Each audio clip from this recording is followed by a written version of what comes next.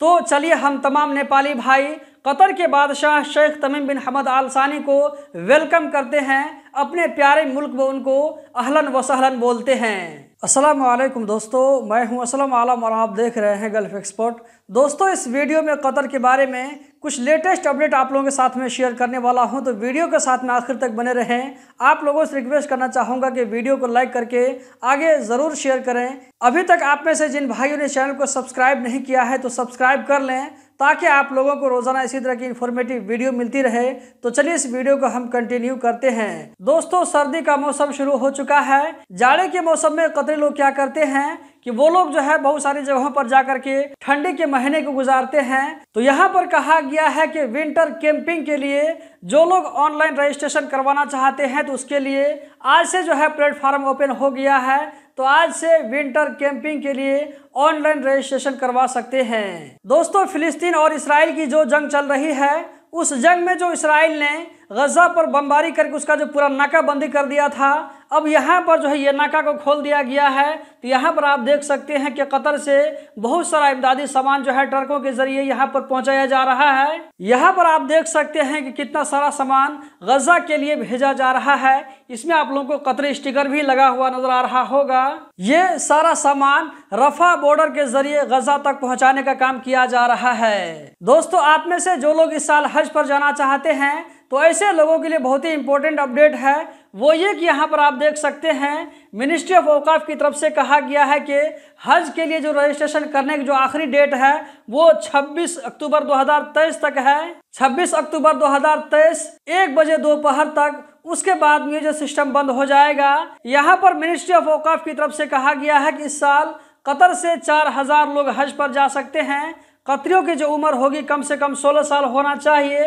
वो अपने साथ में 5 और लोगों को भी लेकर जा सकते हैं, मतलब कि बच्चों को लेकर जा सकते हैं। इसी तरह जीसीसी कंट्रीज के जो सिटीजन हैं उन लोगों के लिए एज का जो यहाँ पर शर्त 18 साल रखा गया है। जबकि यहाँ पर जो आम लोग होंगे जो वहाँ पर इकामा बनवा करके काम कर रहे हैं, जैसे कि हम और आप लोग, तो ऐसे लोगों के लिए एज कम से कम 40 साल होना चाहिए।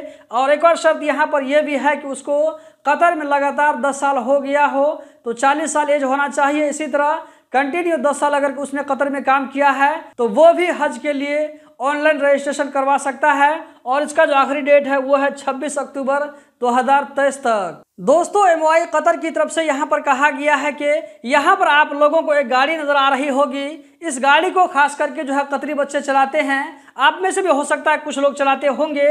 तो यहाँ पर एमओआई कतर की तरफ से कहा गया है कि इसको चलाने के टाइम में हेलमेट का बिल्कुल सही तरीके से लगाना बिल्कुल जरूरी है। इसी तरह इसको चलाने के लिए खास कपड़ा आता है, खास ड्रेस आता है जो कि रिफ्लेक्टिव होता है। तो यहाँ पर कहा जा रहा है कि इसको भी पहनना जरूरी है। इसी तरह यहाँ पर चलाने के टाइम में ज्यादा स्पीड हमको नहीं रखना है। और यहाँ पर यह कहा गया है कि इसके लिए जो अलग से ट्रैक बनाया गया है उसी ट्रैक पर हमको चलना है।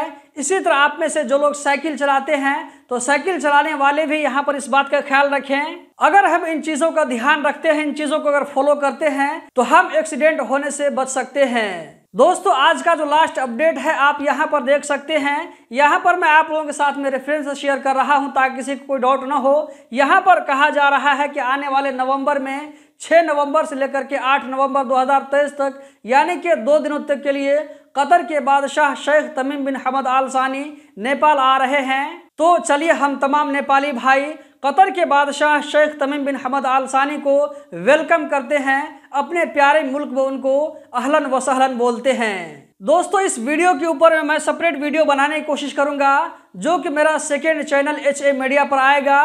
तो आप लोग उसको जाकर के जरूर विजिट करें। यहाँ पर मैं आप लोगों से सॉरी बोलना चाहता हूँ कि कल मैंने आप लोगों से कहा था कि HA मीडिया पर एक वीडियो अपलोड करूंगा कि नेपाल में भी फिलिस्तीन के हक में वहाँ पर जो है प्रोटेस्ट किया जा रहा है, लेकिन किसी मजबूरी के तहत मैं वीडियो अपलोड नहीं कर सका।